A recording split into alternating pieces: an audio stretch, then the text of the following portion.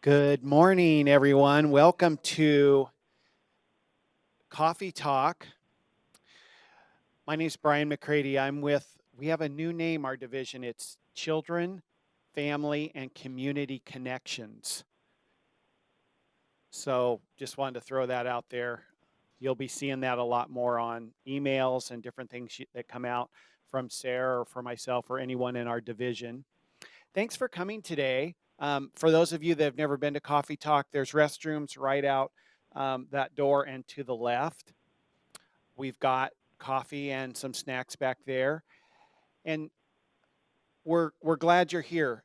Today I want to introduce Sarah Van Dyke. She's our domestic violence systems coordinator for our division.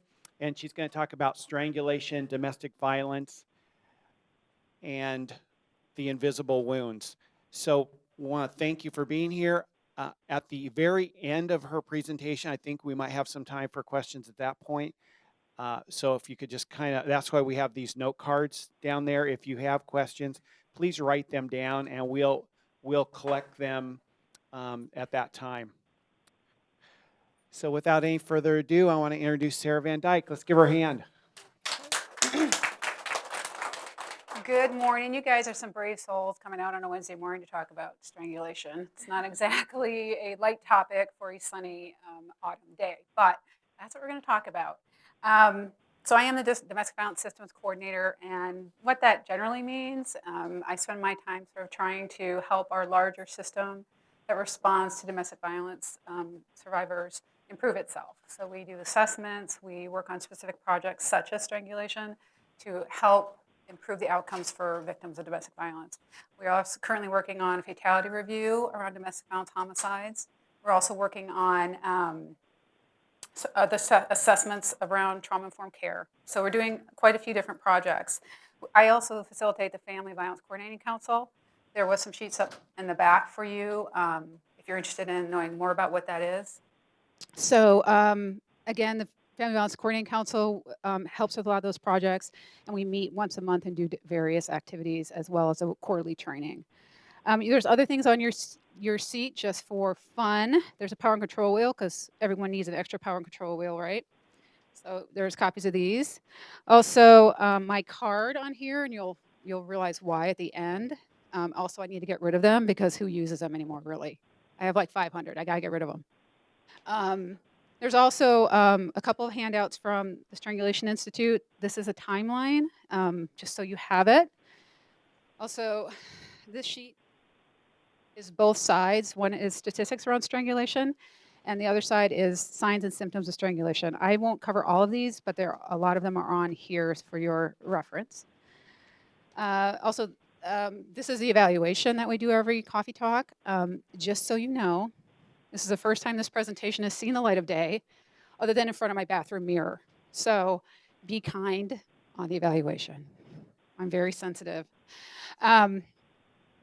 So I've been with the county for 3 years, and my background is in domestic violence. I ran a domestic violence and sexual assault agency for 5 or 6 years in another part of the state, and now I'm doing this work. But today we're going to be looking at strangulation, which is one of the most lethal forms of domestic violence. During the 90 minutes, we're going to define what strangulation is. We're going to look at why it's been overlooked in terms of responding to domestic violence. We're going to talk about the physical and psychological impacts of strangulation. And then we're going to talk about what we're doing about it in Clackamas County. I'm going to not leave things laying around. So a couple things before we get started, just so you know where I'm coming from. Strangulation in the context of domestic violence is a gendered crime. It is not an equal opportunity crime. Okay, so it is men strangling women. So I'm going to use he for the abuser and she for the victim throughout the presentation. There are going to be some photos. I tried to get them as PG as I could, and there's only a few, and I'll warn you before we get there. And I'm just going to encourage you never to go and Google strangulation injuries. Don't do it. I did it so you didn't have to. You don't want to see those pictures. But these are just to demonstrate some of the injuries that can occur after a strangulation incident. As always, these kinds of topics can be really difficult for some. So if you need to take time for yourself, please do so. There's doors here and in the back if you need it. And if you're interested in the PowerPoint, we will send it to everybody at the end because we don't want to kill any trees, obviously. Okay. So why are we talking about strangulation? Why is it something separate from any other kind of physical abuse? And I think without even going through this whole presentation, we can all understand and we can all agree probably that strangulation is bad. Raise your hand if you think it's bad, right? We don't really need to go through 90 minutes to know it's not a good thing, that there's nothing good about strangulation, especially in the context of domestic violence. I think we can agree without knowing what the physical effects are, that it's damaging to people, that it hurts them and can kill them without even going through this presentation. I think we can agree without knowing about the link between strangulation and the murder of police officers and mass murders, that strangulation is bad. I think we can agree with that before we even start. Even 20 years ago when I was doing 20 years ago, please, 20 years ago when I was doing domestic violence work, which I'm having a hard time understanding, is really, I'm about 20, right? We talked about strangulation back then even. When we asked every client that came to us if they had been strangled, if someone had put their hands around their throat at any time. Because we knew, even without the research, that strangulation was very, very dangerous for victims. We knew that if someone had been strangled by their partner, that partner was trying to kill them.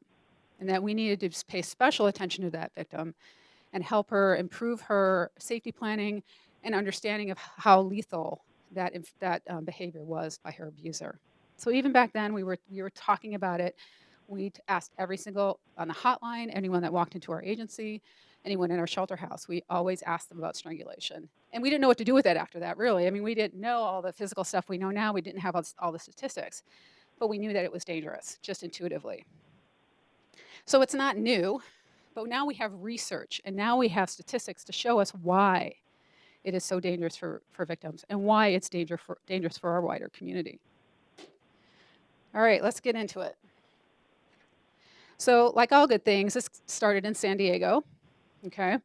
So Gail Strack, who is currently the CEO of the Alliance for Hope International in San Diego, which was the start of the Family Justice Center movement. In 1995, she was a city attorney in the DV unit in San Diego. And there were 2 murders of very young mothers by strangulation within a 2-month period. And her and some of her colleagues couldn't understand why that was happening. And so Gail took it upon herself to look at 300 cases of strangulation in San Diego. And she started to see patterns. She saw patterns in that there were very few visible injuries. She saw patterns of injuries that didn't show up till later and didn't cause trouble till later. The fact that very few people ever saw a physician about that abuse. So in 2001, that study was published. 2011, she started the Training Institute on Strangulation Prevention, which is the movement that has now gone all the way all through the country, training and doing protocols and doing coordinated community response around strangulation, as well as working to improve our state laws around prosecution of strangulation. So strangulation is extremely common. They did a study of shelter residents. 68% of them said they had a history of strangulation by their partner.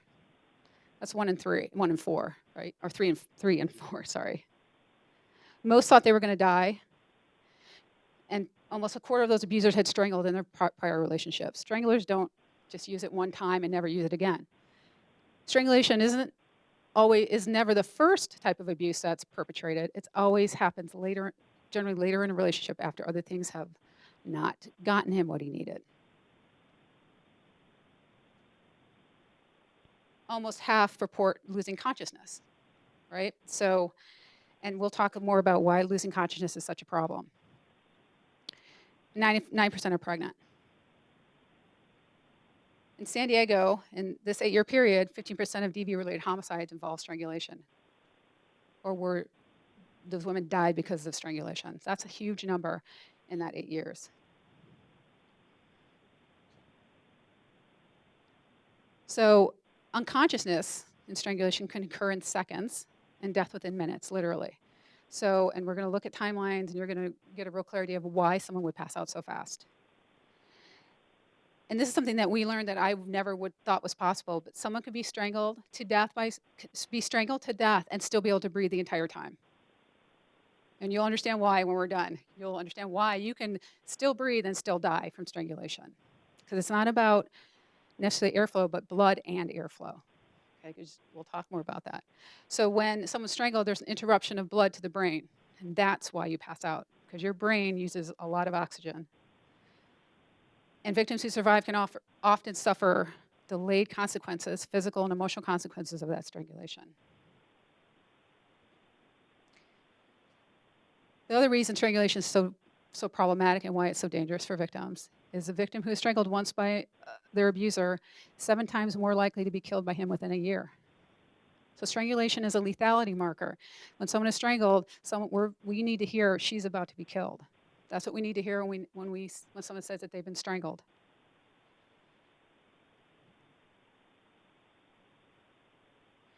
The U.S. Sentencing Commission recognized the danger of strangulation and advocated for a term of 10 years in prison for anyone that was convicted of strangulation. Now, that's not what's happening throughout the country, but that was their recommendation for what should happen to anyone who strangled anyone, even not to death, but just strangled them.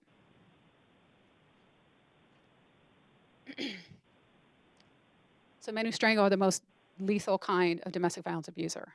There's no question about this, and we're going to learn more about that. I mentioned already that they are the men who shoot mass numbers of people at one time, and they're the men who kill our police officers. So strangulation isn't just about that victim or that abuser, it's about our entire community. This is not just it happens just to her, it happens to all of us. This is a scary statistic. The last 10 officer-involved shootings in Clackamas County, 60% of them had a domestic violence history, and 30% had strangulation as well. And most of you, if you've been around, in 2013, you know about Officer Robert Lipke, who was murdered by a domestic violence abuser. He had been called to a house fire and was murdered by an elderly man who had just within the hour strangled his girlfriend. So it's not just it happens to them, it happened here. If you remember the Fort Lauderdale airport shooting, you guys remember that? That guy had been charged with misdemeanor strangulation in Alaska against his girlfriend. He flew all the way from Alaska to Florida to shoot some people at an airport. Omar Mateen, the Pulse nightclub shooting, where over 40 people died, he had choked both of his ex-wives in his history. So there's a connection between domestic violence, strangulation, and mass murder and the murder of police officers. Yeah, I know. So now we're going to get into the clinical stuff. We're going to do a little biology here. I know you guys are excited about that because everyone loves science class, right? Love science. So we're not going to get too crazy about it. We're not, and there won't be a quiz, so don't freak out. But a clinical definition, this is what doctors will say strangulation is. It's asphyxia, which means your body's deprived of oxygen due to external pressure. Okay, so this is not, we're going to get there in a second. So, but this is a legal definition in Oregon right now. So we're going to talk about the fact that the law is changing in January, but right now this is what the law says. It's a misdemeanor unless certain things are present. So right now, if you apply pressure on the sore neck of someone or you block their nose or mouth, which is really suffocation, if you do both those together, it's strangulation. The only other time, so it can be a felony if children are present, the woman is pregnant, if they threaten to use a weapon, but there's only certain things that will make it a felony. Otherwise, it's a misdemeanor, and it doesn't get charged as much as it probably should be. So strangulation is not choking. So choking is when someone gets stuck in your trachea, not external pressure. So someone said, but that's what people say, right? They say, "Oh, he choked me," or I got choked. It's strangulation, but that's the vernacular that people use. So when we're training officers, we talk a lot about they're going to say choking, or he tried to break my neck, or something like that, but they're not probably going to use the word strangled. So we have to listen for the words that victims are going to use. Strangulation has been compared to waterboarding, which I think most in this room would agree is torture. You're brought to a point of asphyxiation and then brought back, and it's done multiple times, so you feel like you're drowning. People who survive strangulation often say, "I felt like I was drowning," because their brain particularly lacks any oxygen, and so they feel stifled and they feel like they're drowning.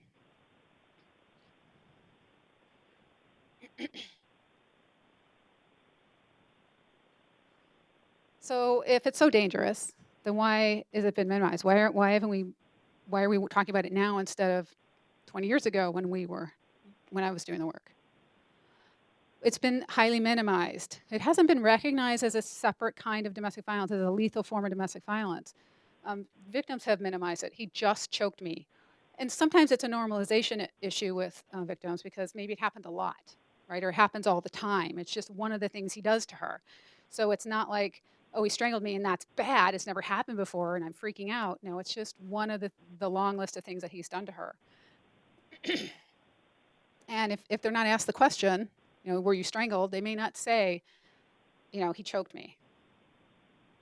So first responders haven't identified it either. Part of the problem is, and we'll learn this, is that most victims, half at least, don't have any external evidence that there was a crime. There's no evidence on their neck, there's no bruising, there's no cuts, there's nothing. So what is an officer to do if there's no visible proof that a crime was committed, right? So they might say on their report, hey, she got choked, but he doesn't take a picture, he doesn't look at her neck, he's just like, it's one more thing, okay? And we didn't know, they don't know. We don't know what we don't know, right? Officers didn't know that this was a special lethal form of domestic violence that they needed to pay special attention to. And offenders, if it's only misdemeanor, and it might be on your long list of charges and it gets thrown out or bargained, you end up not being tagged as a strangler, so it's never a thing. And again, you can't prosecute a crime without some evidence, right? So what are prosecutors supposed to do if there's no evidence of a crime? Mentioned this a second ago, only 50% of victims have visible injuries. This comes from Gail's research as well as subsequent research. Even in fatal cases, someone may not have any external evidence that they were strangled. The only evidence that they can get is through an autopsy. 50% of the cases. And only 15% of that 50 can be photographed in any real way. And part of the thing too, I want to make sure to bring up, is that if you have light skin versus dark skin, if you have darker skin, this is going to be more the case. That's probably way higher statistics with people who have much darker skin. They won't show bruising as well or as quickly. And so we have that inequity going on as well. And very few victims ever seek any medical attention and for the abuse. And if they do, they might not even tell their doctor, gee, I was strangled. And that doctor won't look because there's nothing to see. All right, so we all went to medical school last weekend, right? So we're going to do a little more in-depth sort of physiology. It's all very exciting. I know you're excited. And I did say there's no test, right? Just want to make sure you know that. So we're talking about asphyxia. The body's deprived of oxygen. In whatever way happens, the body is deprived of oxygen, and our body cannot function without oxygen, obviously. The thing about strangulation, it has the basic components for death. It is blocking blood flow, it's blocking airflow, or it's blocking both. You can't live without your blood, and you can't live without your oxygen, right? So if it's doing one, both, or either one of those, you're in danger. So your brain is, I think, a fifth of your body weight, but it uses up 20% of the oxygen in your blood. And it's the most sensitive organ to oxygen deprivation for obvious reasons. Your brain is big, it's busy, it's doing most of the work of your rest of your body, right? So the minute you don't have enough oxygen, your brain cells start to die. In fact, I think I read it was 32,000 brain cells a second if your brain gets deprived. And those brain cells don't come back. They don't grow back. Your brain can adjust, but those brain cells are history, right? Your breathing and your heart have to work really well together. They have to work in synchrony for your body to work well. If you faint, that's because something went wrong. You didn't have enough sugar in your blood or whatever, but those things have to work well for you to stay upright and function well. So obviously when you breathe, here, this is me pretending I know what I'm talking about. So when you breathe in, your air goes down into your heart, your lungs, and that air is transferred, the oxygen is transferred to your blood, and then it goes through your heart and up to your brain, the rest of your body, right? So oxygenated blood, it goes to your carotid artery, to your brain, both sides of your neck.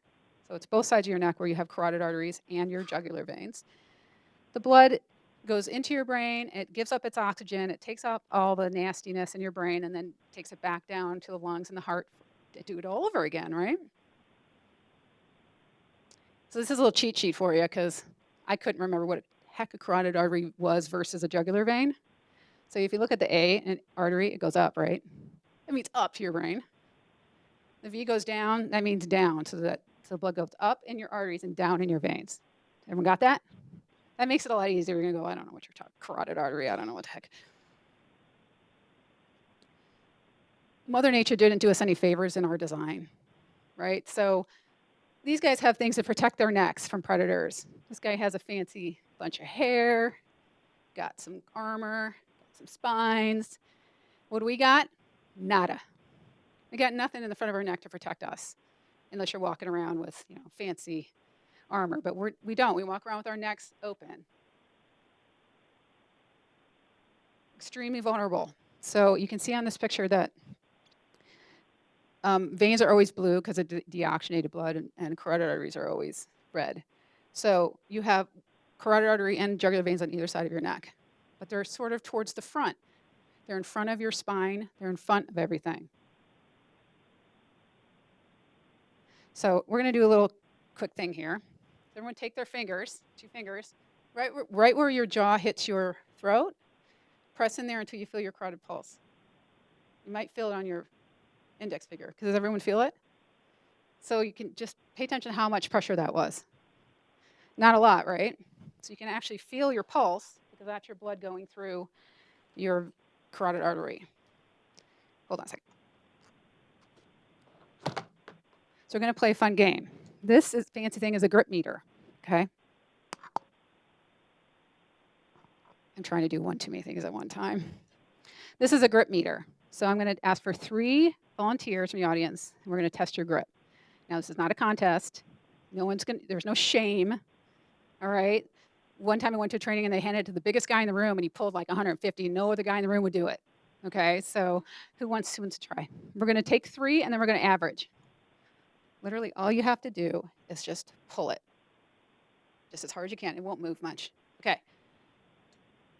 35. Anybody else?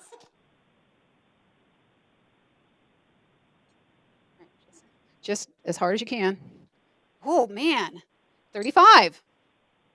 Anybody? Who's next? We got to get one non-female member of the audience. All right. As hard as you can. Oh, 100. Well, it's like 120. That's crazy. One more person. You want to do it? Okay. 120. You worked out this morning? You ready to go? 32. Okay, so what's the average? 55 pounds per pressure. And we had one outlier. He was kind of an outlier because we were about 30 for all of our female participants. Thank you very much.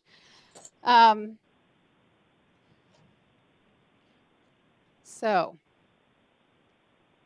this is how much it takes to do these things. So handgun trigger. This is a handgun. This is not all guns. 6 pounds of pressure to pull a trigger on a gun. Who knew it didn't take very much, right? Opening a can of soda takes a lot more work, which seems odd, right? And then adult male handshake, 80 to 100. You're like above that. Good job. So that's a male handshake. Most of the women are about 35 to 40 pounds of pressure. So occlusion, this is a word I want you to know because I might say it accidentally because this is a word we learned at training. Occlusion is when something is closed temporarily. So when I say the vein is occluded or the carotid artery is occluded, that means it's compressed, basically. Not necessarily closed, but compressed. To close a carotid artery is 11 pounds of pressure. Less than a can of soda, right? Jugular vein, which is on the outside, It's 5 pounds, less than 5 pounds. It's actually 4.4 pounds per pressure, but you know, that's close enough. You can occlude your trachea, which means you can reduce the amount of air going through your trachea at 3 pounds of pressure. And you can fracture someone's larynx by, she could fracture someone's larynx with her grip. Just be careful, okay? So there's two kinds of strangulation. There's manual strangulation, and then there's ligature strangulation. Manual is pretty straightforward, one-handed, two-handed, or another part of the body. Sometimes a knee is used, or the forearm against an object, like pressing her against an object, and then a chokehold, and we'll talk about that in a second. But that's when someone puts their forearm and elbow around your throat from behind, usually. A ligature is any object that is like a rope, any kind of cord. It can be anything, clothing, wires. I would say phone cord, but we don't have phone cords anymore. Again, that's aging me, but charger cords is what I should probably say. Necklace, belts, shoelaces, anything that often it can be a necklace or a scarf or a pair of some clothing that's used to strangle with. So when strangulation happens, as we talked about the fact that the veins and arteries have no protection here. They're right here.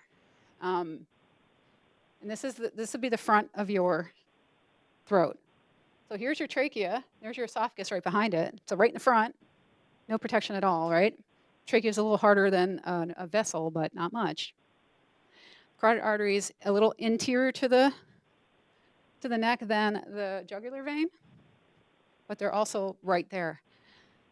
The only hard parts in the neck are the vertebrae and the spine. And often during strangulation, those arteries and veins will get pressed against those harder structures and get closed more easily.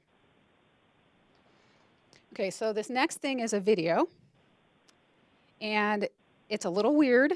It's gonna feel a little weird for this topic, but you'll understand why when we get to the end.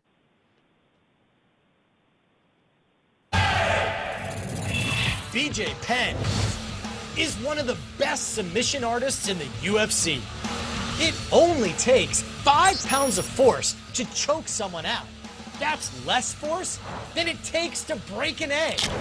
But our data shows that BJ can deliver 34 times more force than necessary. To find out exactly what happens during this submission, we're gonna wire me up with the most technology ever used to study the rear naked choke. Time to sacrifice my body for science. So we put 3 different types of equipment on John. We put an F-near sensor, which will tell us blood flow in his frontal cortex. We put an EEG, which will tell us the electrical activity in his brain. And then we put a heart rate monitor that will also give us a respiratory rate. You definitely don't wake up and say, I can't wait to get choked at work today. Do not try this at home. I'm only doing it because I'm gonna be in the hands of a pro. Hold on, wait, no. No, don't crush my windpipe. 3, 2, 1, choke.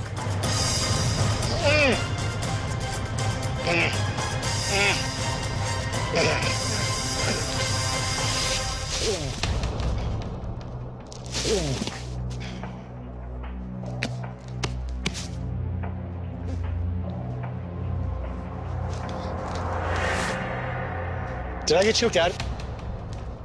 Did we get him? Yeah. Our unprecedented data reveals exactly what happened moment by moment. Although the brain is only 2% of the body's weight, it utilizes 20% of the body's oxygen. And when BJ's forearms compress my carotid arteries, the blood flow, therefore oxygen supply, is reduced by 13% to my brain. 3 seconds in, muscle activity more than doubles. At 6 seconds, my vision starts to go. First, color fades. Then, a black curtain closes in for my peripheral vision. This curtain is the last thing I remember. At 8 seconds, interaction between the 8.2 billion neurons in my frontal cortex has stopped, halting my short-term memory. And at 9 seconds, I'm out cold. My brain is in survival mode and powers down my entire body. My heart rate drops from 124 to 80. Respiratory rate drops by 55%. At this point, electrical activity in my brain has been reduced by 65%. After BJ releases the choke, my heart aggressively pumps to push oxygen-rich blood back to my brain at 12 milliliters per second. And amazingly, the world's most sophisticated computer, the human brain, reboots in only 3 seconds. And the only residual effect is a 5-second gap in my memory. Did I get choked out? I thought we had not done it. I felt pressure, and then I was talking again. I did not feel passing out at all. In the UFC, 95% of fighters tap out before losing consciousness. And because of the rules in the octagon, no one has ever been seriously injured because of a chokeout. I way rather get choked out than knocked out. No cuts, all your teeth are still in your mouth. You know, you got nothing to worry about. We discovered some incredible data, but make no mistake about it, choking is dangerous business, and it's best left to the pros. For Sports Science on ESPN, I'm John Brenkus. Really interesting. I'm going to break that down a little bit, and then we'll talk about why that's kind of crazy. Okay. So he says at 3 seconds his body stopped working. So that much oxygen, his oxygen only decreased by 13%. That was enough to make him pass out. So your arteries and jugular veins don't have to be occluded all the way for you to pass out. In fact, it doesn't take very much. 6 seconds, his vision started to go. And he got the blackout curtain, which we hear a lot. 8 seconds, his neurons stopped firing in his prefrontal cortex, which is why he had no memory of that 5 seconds. He's out cold at 9 seconds. Seems fast, right? Part of the reason he passed out so quickly is all of his arteries and jugular veins were all occluded by the way that guy was choking him, and he was pushing his head forward. You saw that? So he was getting serious amounts of pressure on his throat, and that's not normal. And we'll talk about a more realistic timeline. So he's out cold, his heartbeat goes down, and respiration drops, and his brain activity drops by 65%. That's after 8 seconds.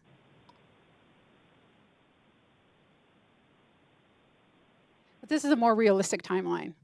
And you have to understand that these timelines are estimates at best because it depends on how someone's being strangled.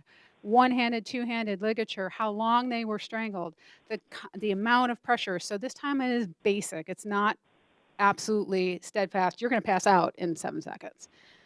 But this is sort of a generalized timeline. And it's also, if there's vulnerabilities in the victim, like they're elderly or they have other health conditions, it may be a little different. So 7 seconds to unconsciousness. Your brain and body goes into anoxic seizure. Did you see him kind of jerk?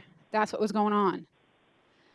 At 15 seconds, we're going to talk about pee and poop. So sorry. But when your brain stops working, it lets go of some of the muscles in your body because there's other things to worry about, right?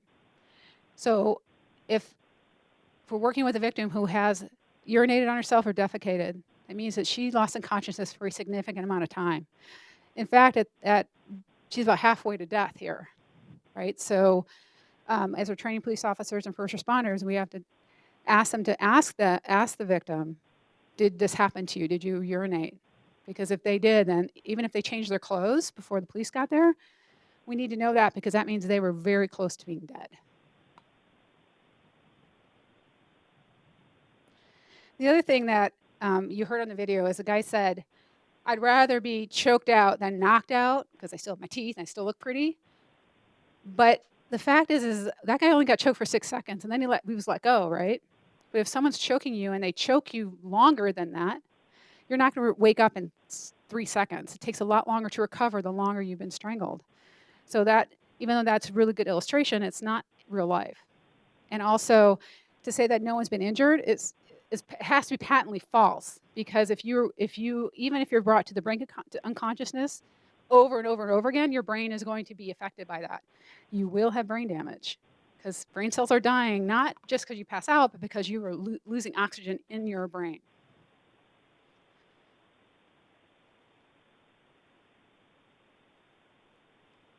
So when the brain doesn't get enough oxygen, what happens?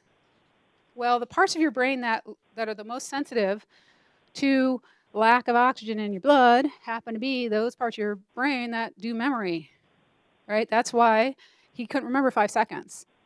So if he had been strangled for longer than that, very likely he would remember a lot less. Even a longer period of time would be blank for him. So your hippocampus, your thalamus, some other parts of your brain, the ones that store memory and see things and take in information, sensory information, got shut off because your brain is really going into survival mode. It doesn't need that right now. It doesn't need to remember what happened. It needs to survive. So it's like when you get too cold in your body, heat goes all the way to your core. It's kind of like that. This is why survivors can't recall events to police officers in chronological detail and in specifics, because they don't have any memory of it. So real quick, factors that influence the impact of the brain are what part of the brain was most affected, the length of consciousness, again, how old the victim is, if the victim is elderly or has other medical conditions that can make the impact of strangulation worse. If the victim is drunk or intoxicated or high during the strangulation, the impacts can be much worse. They can pass out much quicker. And whether or not there is repeated strangulation episodes in their past. So the more often someone is strangled, the more impact on their brain, the more brain damage they're likely to have. That's why the guy with I'd rather be choked out, it's like, okay, see you in 20 years, right? So I'm going to go real quick. I'm not going to go into every possible sign and symptom, because there are a lot of symptoms of strangulation, most of which are not really photographable or more than just, well, it hurts, right? So often strangulation will have, I'm sorry, my voice is starting to go. They may have a red face or neck, but maybe not any bruising, just it's red. A lot of these signs and symptoms can be explained another way. It's like if she has a bruise on her face, or if she's rash on her face, which we're going to talk about, that might be that she got rubbed against the carpet or something, or he hit her there, when actually it's a sign of strangulation. Petechiae is a word you're going to leave here knowing, I promise you. We're going to talk about it in a second, but it's a very clear sign that strangulation occurred and that most of the blood going to the brain was stopped. Swollen tongue and lips, bites around the inside of her mouth. From usually, most strangulations occur on the floor. They don't occur against a wall. They occur against an object like the floor. Often, women are strangled with a man's on her at some level and also banging her head on the ground. That's usually how strangulation occurs. Neck swelling and red eyes. Any kind of scratch marks on her, on him, obviously. And bruising on the chin, and we're going to talk about that particularly. We're going to listen to a quick 911 tape. Oops. Maybe. I have way too many things to manage here. Let's see, go back. There we go.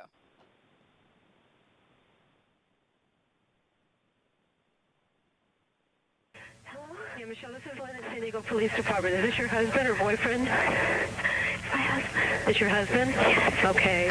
Does he have any weapons at all? No. What did he do to you? Okay, I want you to try to take a deep breath and calm down. He did what? He tried to break my neck, and he suffocated me when I was trying to get the door. Okay, do you need a paramedic? No. Okay, Michelle, do you need a paramedic? No. Are you sure? Yes, I'm sure. Okay, he's inside your house though, right? He's not there with you? He might be taken off in the car right now. Okay, what kind of car would it be? Okay, Michelle, I want you to take a deep breath and try to calm down, okay? He's not right there, so he's not going to hurt. Okay, Michelle? Yeah, okay, I'm not crying. I just can't breathe. Okay. Very well. All right, do you want a paramedic? No, I'm okay. I'm okay. Are you sure if you can't breathe? How come I can't? How come I can't breathe? How come I can't? I think I'm getting better. All right, let me talk to the lady that was there again, okay? Yes. Like talking to this. So what you hear is her voice. She cannot catch her breath. She is hyperventilating and having difficulty breathing. And she was asked how many times if she needed an ambulance? Twice. And she said both times, no, but I can't breathe.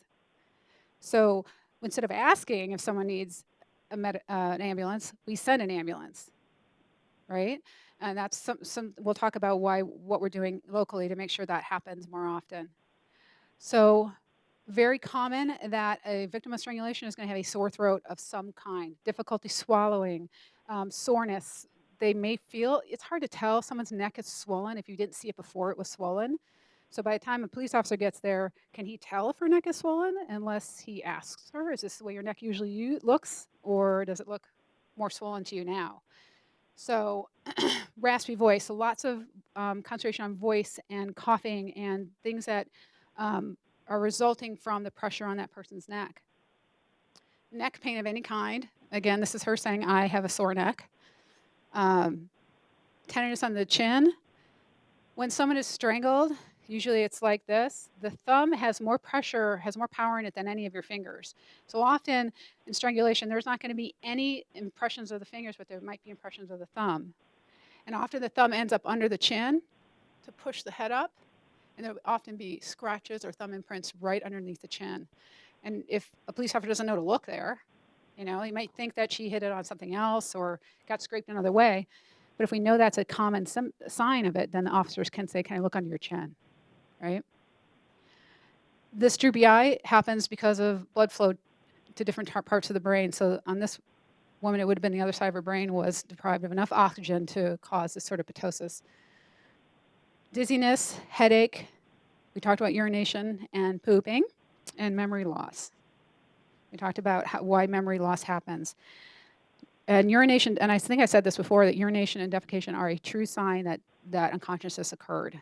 It doesn't happen until that level.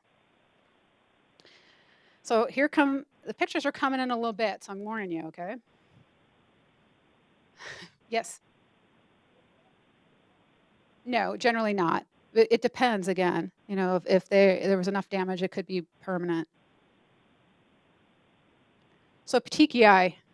So petechiae are because when your jugular veins, and what do jugular veins do, up or down? Yay, very good. A's for everybody.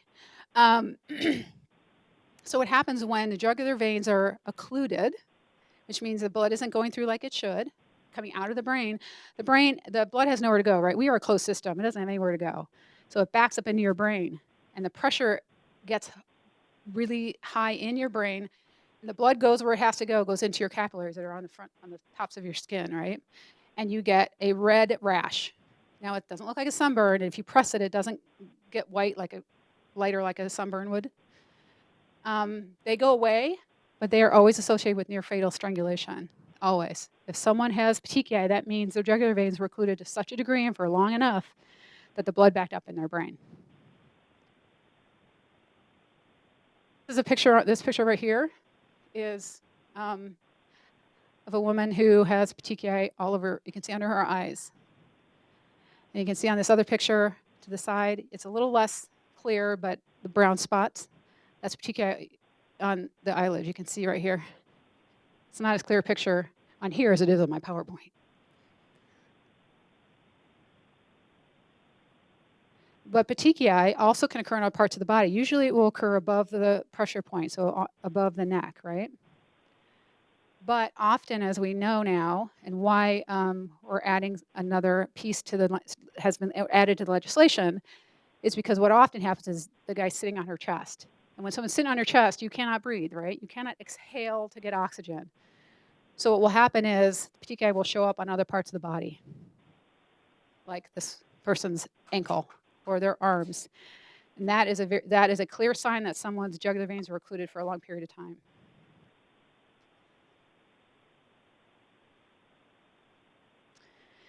I'm going to try to say this word without killing myself. Subconjunctival hemorrhage. And really what it is petechiae in the eye.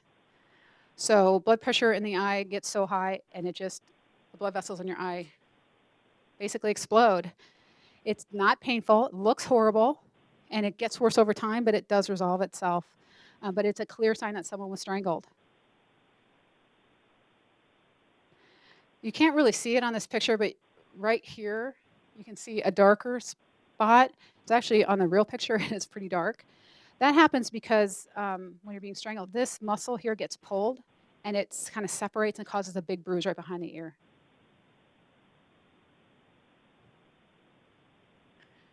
What we find too is what we're training officers to do too is to look for defense wounds, not like defense wounds on him necessarily, but on herself. Okay, because when someone's strangling you, what's your first instinct is, for one thing, your chin goes down, right? Your chin goes in to protect your neck because that's really our only defense mechanism. Thank you, Mother Nature, right? But the other thing is to reach out and get it off of you and get that person off of you. So what we see a lot of scratches on the assailant's arms, their chest, their face, their hands, bite marks on his hand, especially if he has his hand over her mouth, which often is the case. Scratches on him, like I just said, or scratches on herself trying to remove that object or his hand. So you see there's scratches on him. And you can see they're on his face. She did him a good one on his face, right? And then you see right here, this is what I was talking about before. This can be either an injury from his strangulation. Again, it can be a thumb thing, or it can be from a ligature. But generally, this would be an indication that that was his thumb pressing her chin up. This is clear, I think. You don't even have to know what this is to know what she was doing. She's trying to get whatever was around her neck off, right? And you see right here where there's a space. That could have been his hand, his finger, a ligature. But that's how much damage she did to herself trying to protect herself, trying to get it off of her neck. Because that you will fight for your life when this is happening. When your body's out of oxygen, it will do whatever it has to survive. So what we're talking about in terms of what we're working on is non-lethal strangulation. But the causes of immediate death by strangulation, and we're not going to go over this really in any real depth, but if your jugular veins are closed, your blood backs up in your brain and you die. Your brain dies. Carotid artery death, the same thing. Your blood can't get up to your brain. Can't get the oxygen it needs. Your brain dies. Airway death, if your larynx is fractured, and we knew it was, 33 to 40 some pounds per pressure, which almost everyone in this room could probably manage. You can fracture your larynx and you can't breathe anymore. Sometimes what happens is so much pressure on the carotid arteries causes the heart to stop. And the only way that's going to be repaired is if that person gets CPR or mechanical methods. That's kind of fun, isn't it? Delayed death. So one of our issues with strangulation is that women don't seek help. They don't get medical attention, so they don't know what's coming. Things that can happen with hours after strangulation, days after strangulation, and months and maybe years after strangulation are what we're concerned about for survivors. So you can anoxic brain damage, too much decrease in oxygen for too long, your brain can't recover. You may have stroke-like symptoms. You may not have the memory you used to have. You may not be able to problem solve. You may have early dementia. Those kinds of things can happen in a delayed fashion. The hyoid bone is, and this is another trivia for you. Hyoid bone is the only bone in your body not connected to another bone by ligaments, right? So it's right in the back of your throat. Hold your tongue up. I know, you're learning a lot of stuff, aren't you? Yeah, so the hyoid bone really is not very delicate. It's kind of protected back there. But if the strangulation is severe enough, it can be fractured and it closes off your airway within hours and you can die. And you might never, unless they get to the autopsy, they're not going to know that that's what killed you. And you can't see it, you can't feel it, you have to have imaging done. And if your airway is compromised, you get so much swelling on your neck, so much edema in your neck, that it can't be opened again. You will die because you can't breathe. And that can happen over a long period of time. And there is a point of asphyxia that you can't come back from, where you will die. But most victims survive. Strangulation is not lethal, but it's near lethal. We're not going to go over these in any detail, but some consequences, some physical consequences of non-lethal strangulation can be some damage to your larynx and your trachea, ongoing swelling in your neck that impedes your breathing. Speech changes are very common, especially if someone is strangled repeatedly. Their voice literally may change. I was talking to someone the other day. She was working with a client who now talks like Minnie Mouse. And that was not her voice before she was strangled. Her entire voice changed because she was repeatedly strangled. Your esophagus can also get damaged during strangulation. Many survivors talk about how the fact that they never could swallow quite right again after they were strangled.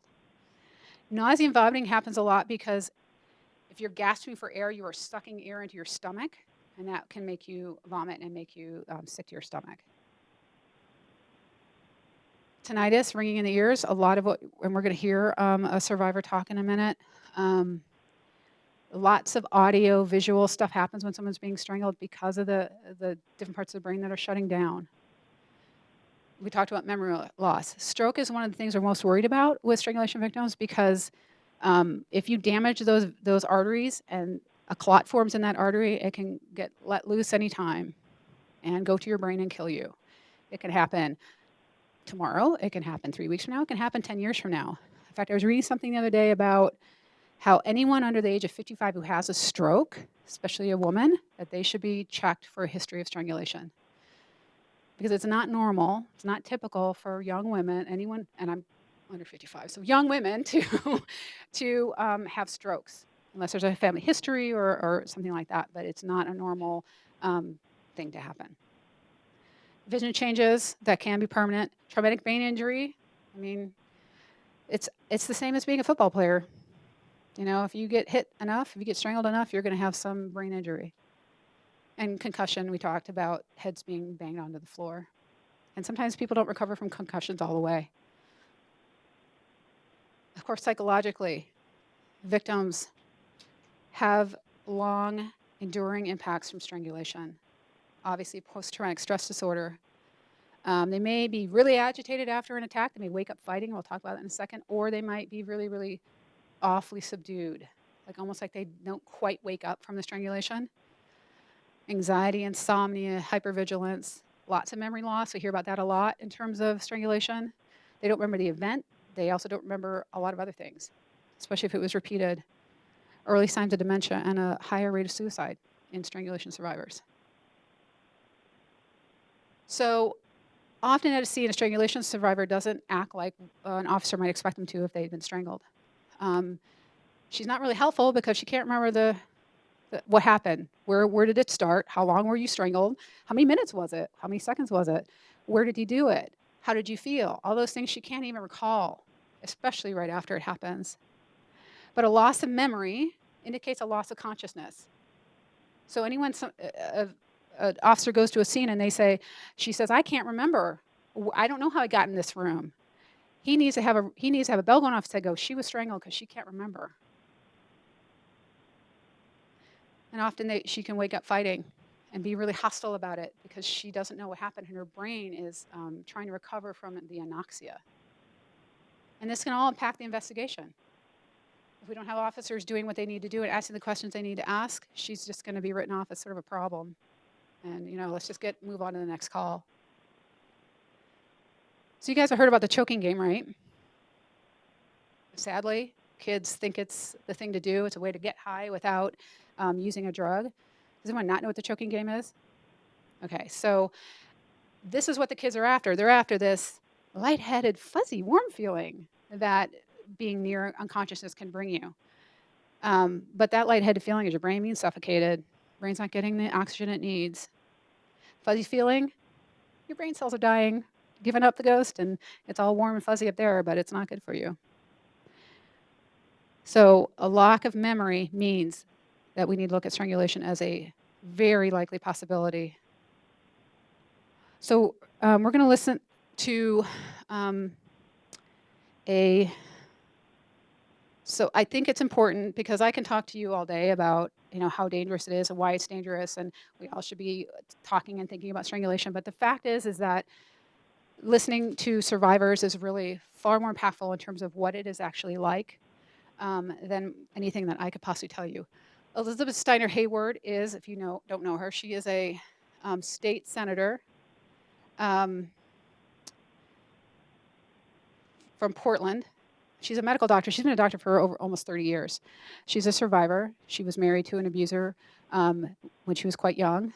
And all the 3 videos we're going to see from here on out are all from when members of our community went and testified in front of the Oregon State Legislature in February to improve our strangulation legislation. So Elizabeth Steiner, who was part of the legislature, came to the Judiciary Committee to testify.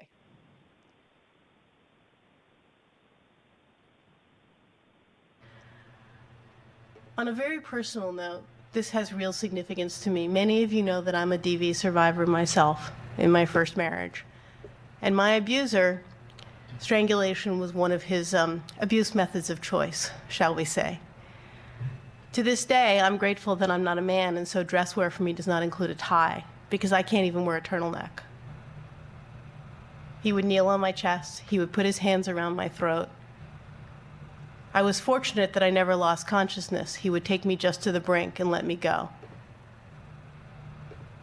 It's been almost 30 years since I left him. And I'm sitting here, my heart rate's 130, and my blood pressure's up. And this was more traumatic than any of the times he hit me, any of the emotional abuse he perpetrated. And every survivor will tell you the same story. The inability to breathe is terrifying. It is fundamentally terrifying because it's so basic to our ability to survive. Being hit is bad. Losing the ability to breathe is worse in a whole host of ways. I was fortunate compared to a lot of other women. I never lost consciousness, which suggests I probably didn't get brain damage. I made it through medical school, so I probably didn't get too badly damaged in that sense. But 30 years later, despite significant work to get past this trauma, it lives with me every single day of my life.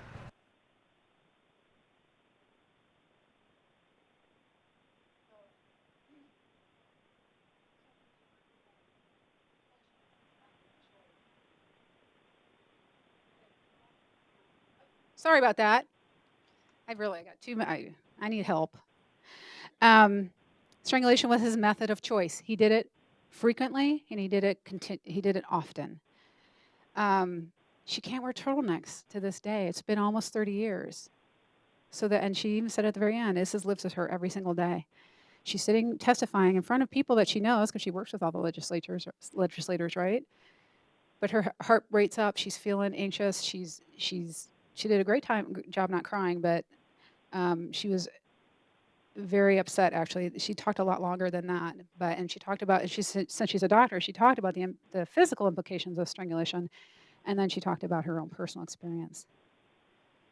And one thing that she said that it always sticks with me is the inability to breathe is fundamentally terrifying. Even if our bodies have to have oxygen, and the minute it doesn't have it, it freaks out. We don't have any control over that. Our next video, and I'm going to warn you, Angie is a survivor of strangulation and domestic violence.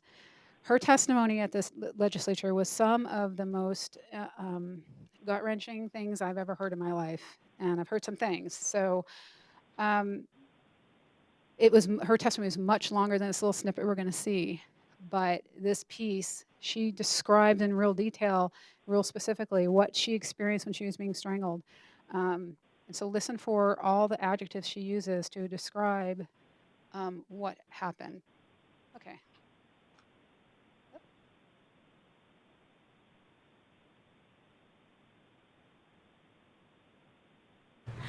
I always knew when he was coming for me. His stance, his walk. He became a monster.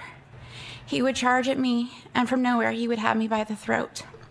It's stifling, nauseating, intense, crushing, radiating pain. I can't swallow. I can't breathe. My eyes burn. My head pulsates. I see darkness.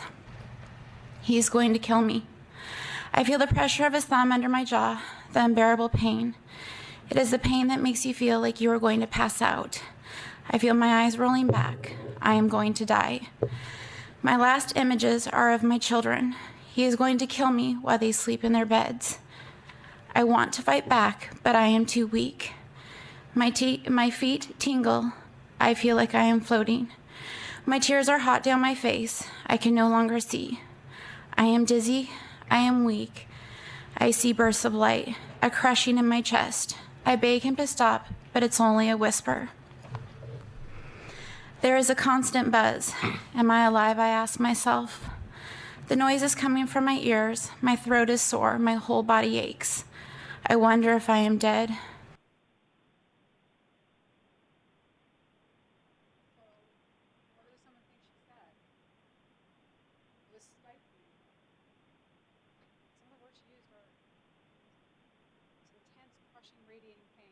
Oh my God.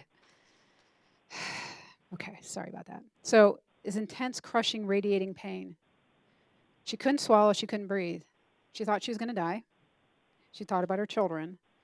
She said she felt his thumb under her chin.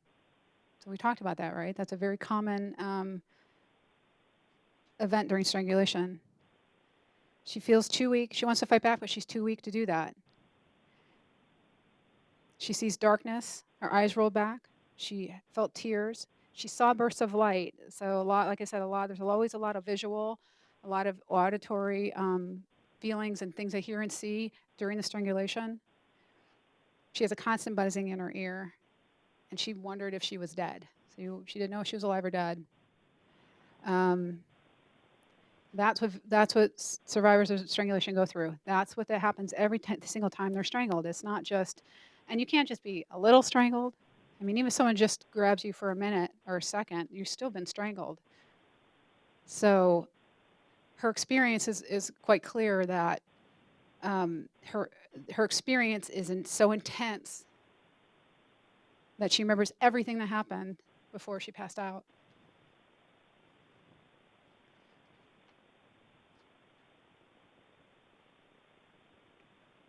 So it's hard to talk about the why of domestic violence. Why do people perpetrate domestic violence? But it's pretty clear why men strangle. They use it to gain and maintain power and control. We mentioned before that it's not something that happens usually the first date. It happens ways into the relationship. It's usually a tactic that's brought out after everything else isn't working anymore, or working as well, or to his standard. It's used to demonstrate to her that he can kill her anytime he wants. He doesn't need a weapon, doesn't need a gun, doesn't need a knife, doesn't need anything. He has his hands, and he always has those with him. So he can take care of that. He can take care of you anytime he wants to. And again, because batterers aren't stupid, they know that you don't want to leave evidence. So strangulation tends to not leave a lot of evidence. And you can do it over and over again, right? If you don't strangle her to death, you can strangle her a lot. And what we see in research is that stranglers kind of figure out how long they need to do it, how much pressure they need to use to make her pass out or get her right to that point. So what the heck are we doing about it in Clackamas County? What are we going to do to improve our response? So these 8 lovely people went to the Training Institute on Strangulation in February. Since we've been back, we've grown our group to over 30 people who represent different parts of the community, and we are improving our response through the Strangulation Response Initiative. So it's a very fancy name. Basically, we're trying to make things better through the use of, we have a group of 911, EMS, law enforcement, district attorney's office coming and working through this. How are we going to improve our response? So what we're doing is we're going to improve the identification, the response by police officers and EMS and 911, and the prosecution of non-lethal strangulation. This is our goal. We're going to make so many improvements here that we're not going to miss people. We've already finished protocols that will guide those efforts, and we've already started training. We've got 911 on board to train all of their dispatchers, which is not an easy feat because they are a busy group of people. We also have already started training law enforcement, like Oswego Police Department has already trained every single one of their officers in strangulation, from the captain all the way down to the guy at the front desk. Milwaukee Police Department is on board to do the same. And our goal is to have every local police department and the sheriff's office all get trained at least preliminarily on strangulation. So we taught, and one of the goals too is to do a preliminary training to get everyone on the same speed, and then we're going to do more intensive training and have response trainings. So we'll be doing a lot more of that in the next couple of years. So we talked about the law, how right now it's a misdemeanor. Strangle away, it's only a misdemeanor, right? Unless there's certain things going on. But Senate Bill 1562 passed unanimously in April of this year. It goes into effect January 1st. It now makes strangulation a felony in the context of domestic violence. No longer does it have to be in the presence of a child or strangling a pregnant woman. And they have added putting pressure on the chest. Doesn't matter how the pressure is put on the chest. If you're sitting on her or pressing her up against the wall, doesn't matter as long as pressure is being put on the chest. So one other video I want to show you really quick, since we have time. Whoops, something's going on here. Is a short video by, I don't know if any of you know, John Wentworth. He is the Senior Deputy District Attorney at the District Attorney's Office. He is also supervises a domestic violence unit in the District Attorney's Office, and he works tirelessly really around domestic violence issues. And he was key to this law coming through this year. Want to show you, his testimony. It's really short, but he says what? That's John. I'd like to thank Senator Taylor for having the courage to bring this issue to the forefront. And with all due respect, because I do support the bill, I believe it doesn't go far enough by making this a level 4 felony rather than a level 6. And I'd like to explain to you in the real world how these laws that we currently have and under the -9 amendment, where the rubber meets the road, how it really applies in the real world. As it stands today and under the -9 amendment, a man who puts his hands around a woman's throat and squeezes with all his might in order to let her know, not to kill her, but to let her know that her life is forever, literally, in his hands, commits a misdemeanor. That's the way it is today. That person is placed on probation. They're probably going to be ordered to a batter's intervention program. They may serve some jail. They may pay a fine. And if they were under the influence of drugs or alcohol at the time, they'll probably be ordered to have a drug or alcohol package to help curb that issue.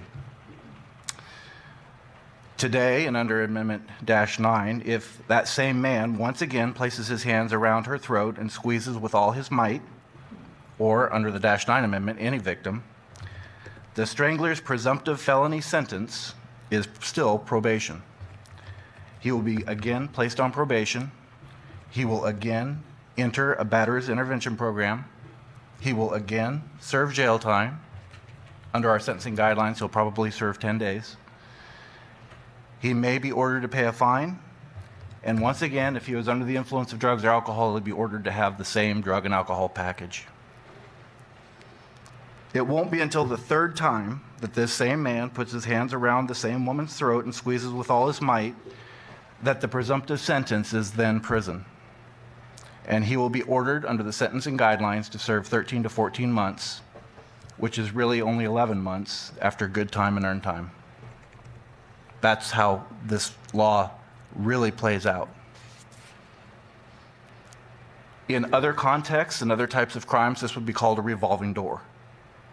In this context, in the context of strangulation, I call it Russian roulette. You have heard testimony from medical personnel, victims, law enforcement personnel, prosecutors, all telling you the dangers of strangulation. You're going to hear more. There really is no more lethal form of domestic violence than strangulation. He's trying to point out, see, I figured it out at the very end.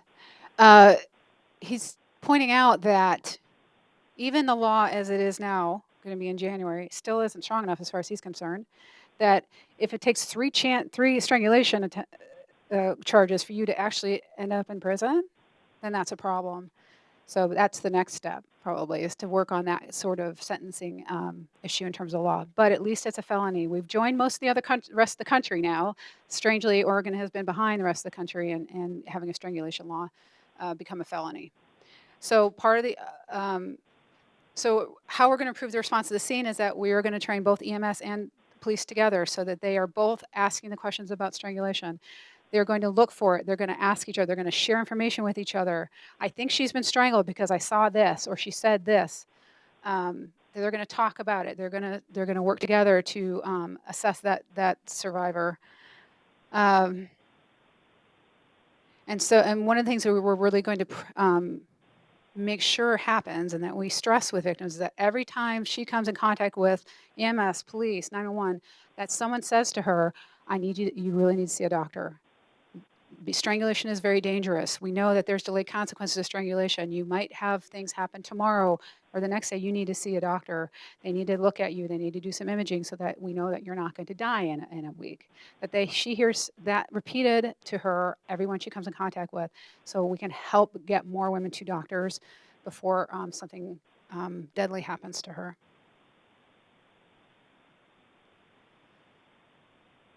As I said, we're going to counsel the victim at every stage by everyone she comes in contact with, all the way through the court, that we reiterate to her the importance of getting medical attention. Prosecutors are going to do a better job. Now that they have a decent law to work with, they're going to use strangulation. They're going to prosecute it. They're not going to let it slide. They're not going to use it as a bargaining chip. They're going to train themselves and everyone in their office about strangulation. We've already talked to the judges about strangulation, done a mini training with them, which is an amazing feat because that doesn't happen very easily.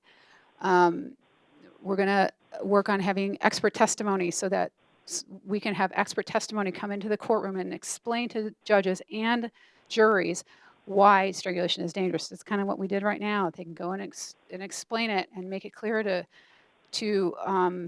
jurors why it's so dangerous and why maybe they don't have the evidence, the physical evidence that they might want in a crime. So lots of training in the next couple of years. We're going to train everyone who's not sitting still. So if if you work for an organization that you think needs this training, we'd love to do it. We're committed not only to initial training, right off the bat, but ongoing training and making this part of the training for all law enforcement, all prosecutors, advocates as we go forward. So just to conclude, because we're almost done, strangulation has been minimized due to a lack of external injuries and lack of training by people that respond to strangulation. Strangulation is an indicator of lethality for the victim, an indicator of lethality for the wider community in terms of mass murders, and it's also an indicator of lethality for law enforcement. So when we identify strangulation, we will save lives and get victims the help that they need medically and emotionally so that they can go on to lead happier lives. Our response needs to be improved from the very first minute someone calls 911 to when the officer gets there and when they end up at the hospital, hopefully. We need to assume that strangulation's happened until we rule it out. Instead of hoping to ask the right questions, why not just assume it and try to rule it out? Because it's so common. And the only way we're going to do this is in a coordinated effort that we are actually doing right now. This following question is what we need to ask of every domestic violence victim that we come in contact with. Did someone put their hands or an object around your throat and choke or strangle you? That's the question we're going to ask all the time. We're done. Yay. Okay. So we have 10 minutes. We can take questions if you have them. We don't have to. We're gonna bring you this because they're taping, and then ask your question, and then we'll hand it. It's more a comment than a question. Hi, my name is Ali Kelly, and I'm originally from Brazil, and I truly appreciate what you brought for us today because as a survivor myself and knowing how difficult it is to have someone with your hands around your throat when you're trying to survive and through that going through sexual abuse and sexual assault is very difficult, right? And I want to say that I totally agree with what you taught us today. And what I do now, I help women to prevent the situation to get where you were describing today. And I know you brought up the jiu-jitsu and the MMA situation, and that's what I do. Here in the room, we have a woman that is a black belt in jiu-jitsu here. She's my partner. We work together, and we truly believe before we get in that situation, we got to prevent. And teaching exactly what we saw right there, how to defend yourself against a choke is very important. I think it's very valid when we team up knowing that the afterwards is very sad, but prevent before time also is important. So because of that, I'm here today. I can see that we can survive after something so horrible happened. So it's more a comment than anything. Thank you. Anybody else have a question? All right, well, thank you for coming. I want to encourage you to do your evaluation. And like I said, kindness matters. So if you could fill this out before you leave and leave it at the table. If you have a question that comes later, you can go ahead and email me. You have my card. I'm trying to get rid of them. So there you go.